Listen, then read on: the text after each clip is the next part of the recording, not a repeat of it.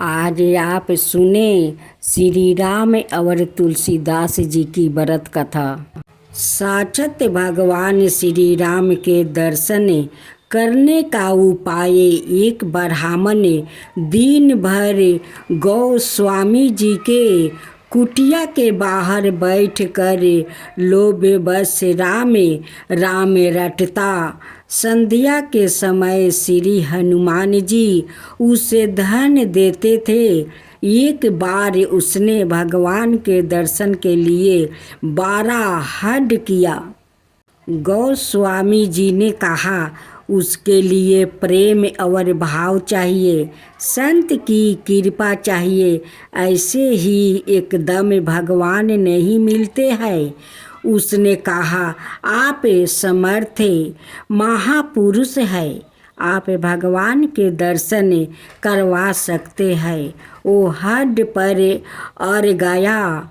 गोस्वामी जी ने कहा, ठीक है, यहाँ सामने इस पेड़ पर चढ़ जाओ, अब पेड़ के नीचे त्रिशूल गाड़ दो और उस त्रिशूल पर कूद पड़ो, भगवान के दर्शन हो जाएगा। वो त्रिशूल गाड़ कर वृक्ष पर चढ़ गया, परंतु कूदने की हिम्मत नहीं हुई। एक घोड़सवार उधर से जा रहा था।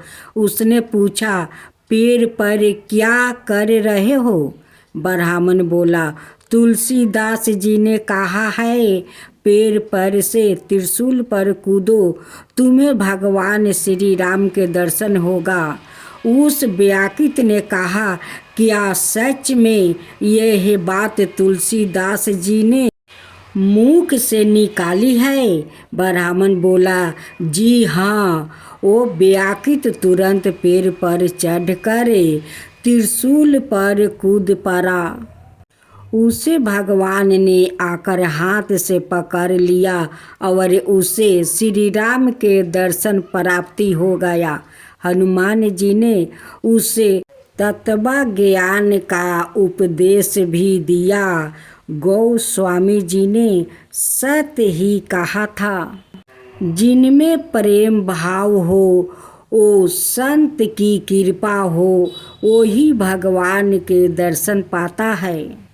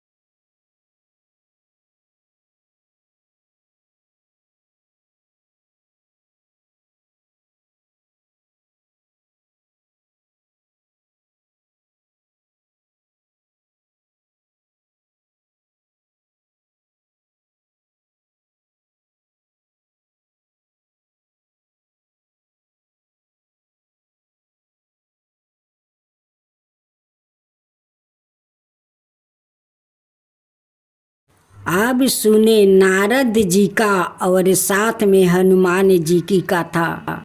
एक बार की बात है, बानी बजाते हुए नारद मुनि भगवान श्री राम के द्वार पर पहुँचे। नारायण नारायण। नारद जी ने देखा कि द्वार पर हनुमान जी पहरा दे रहे हैं। हनुमान जी ने पूछा, नारद मुनि कहाँ जा रहे हो? नारद जी बोले, मैं प्रभु से मिलने आया हूँ। नारद जी ने हनुमान जी से पूछा, प्रभु इस समय क्या कर रहे होंगे? हनुमान जी बोले, पता नहीं, पर कुछ बही खाते का काम कर रहे होंगे। प्रभु बही खाता में कुछ लिख रहे हैं। नारद जी बोले, अच्छा, क्या लिख रहे होंगे? हनुमान जी बोले, मुझे पता नहीं, मुनिवर आप खुद ही देख आना। नारद मुनि गया प्रभु के पास और देखा कि प्रभु कुछ लिख रहे हैं। नारद जी बोले, प्रभु आप वही खाते का काम कर रहे हैं, या काम तो किसी मुनीब को दे दीजिए। श्री राम प्रभु बोले, नहीं नारद, मेरा काम मुझे ही करना पड़ता है, या काम मैं किसी और को नहीं सौंप सकता हूँ। नारद जी बोले, अच्छा प्रभु, ऐसा क्या काम है? ऐसा आप इस बही खाते में क्या लिख रहे हो? प्रभु जी बोले, तुम क्या करोगे देख कर जाने दो। नारद जी बोले, नहीं प्रभु, बताइए ऐसा आप इस बही खाते में क्या लिखते हैं? श्री राम प्रभु बोले, नारद, इस बही खाते में उन भक्तों के नाम है जो मुझे हर पल भजते हैं। मैं उनकी नित्य हाजिरी लगाता हूँ। नारद जी बोले, अच्छा प्रभु, जरा बताइए तो मेरा नाम कहाँ पर है? नारद मुनि ने बही खाते खोल कर देखा तो उनका नाम सबसे ऊपर था। नारद जी को गर्व हो गया कि देखो, मुझे मेरे प्रभु सबसे ज़्यादा भक्त मानते हैं। पर नारद जी ने देखा कि हनुमान जी का नाम उस बही खाते में कहीं नहीं दिखता है। नारद जी सोचने लगे कि हनुमान जी तो प्रभु श्री राम जी के खास भक्त हैं, फिर उनका नाम इस बही खाते में क्यों नहीं है? क्या प्रभु उनको भूल गया है? नारद मुनि आए हनुमान जी के पास, बोले, हनुमान, प्रभु के बही खाते में उन सब भक्तों के नाम है जो नित्य प्रभु को भजते हैं, पर आपका नाम उस बही खाते में कहीं नाम नहीं है। हनुमान जी ने कहा, मुनिवर, होगा, आपने शायद ठीक से नहीं देखा होगा। नारद जी बोले, नहीं नहीं हनुमान, मैंने ध्यान से देखा, पर आपका नाम कहीं नहीं है। हनुमान जी ने कहा, अच्छा, कोई बात नहीं, शायद प्रभु ने मुझे इस लायक नहीं समझा होगा जो मेरा नाम उस बही खाते में लिखा जाए। पर नारद जी प्रभु के एक अन्याय दान दीनी भी लिखते हैं, उसमें भी वो नीत कुछ लिखते हैं। नारद जी बोले, अच्छा हनुमान, आपका नाम कहाँ है? हनुमान जी ने कहा, हाँ। नारद मुनि फिर गए प्रभु श्री राम के पास और बोले, प्रभु, सुना है कि आप अपनी अलग से दयन दीनी भी रखते हैं, उसमें आप क्या लिखते हैं? प्रभु श्री राम बोले, हाँ, पर वो तुम्हारे काम की नहीं है। नारद जी, प्रभु बताइए, मैं देखना चाहता हूँ कि आप उसमें क्या लिखते हैं। प्रभु मुस्कुराए और बोले, मुनिवर, मैं इन में उन भक्तों के नाम लिखता हूँ जिनको मैं नित भजता हूँ।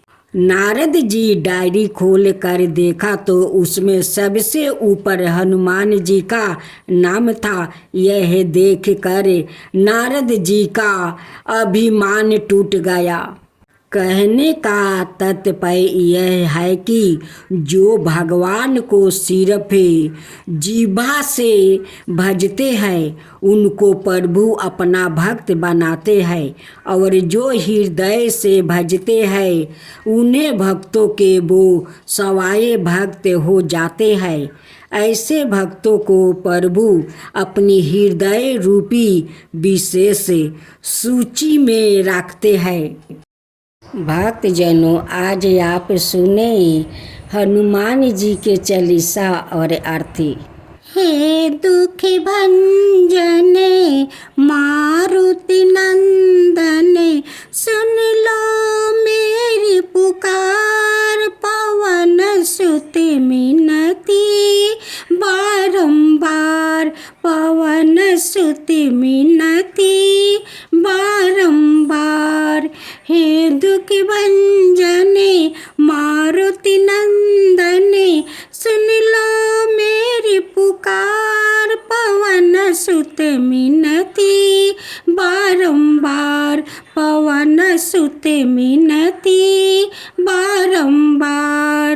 कष्ट सिद्धि नवानिधि के दाता, दुखियों के तुम्हें भाग विधाता, अष्ट सिद्धि नवानिधि के दाता, दुखियों के तुम्हें भाग विधाता, सिया राम के काज सवारे, मेरा करो उद्धार, पवन सुत मिनती बारंबार, पवन सुत मिनती बारंबार।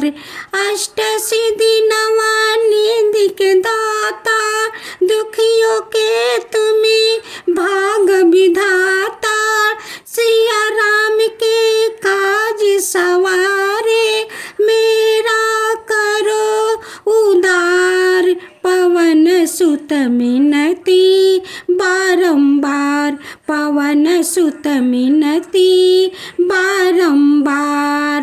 हे दुख भंजनी मारुति नंदनी, सुन लो मेरी पुकार, पवन सुत मिनती बारंबार, पवन सुत मिनती बारंबार। अपरंपार है शक्ति तुम्हारी, तुम पर रीझे अवध बिहारी, भक्ति भाव से धावे तुम्हें, करो दुख से पार, पवन सुत मिनती बारंबार, पवन सुत मिनती बारंबार।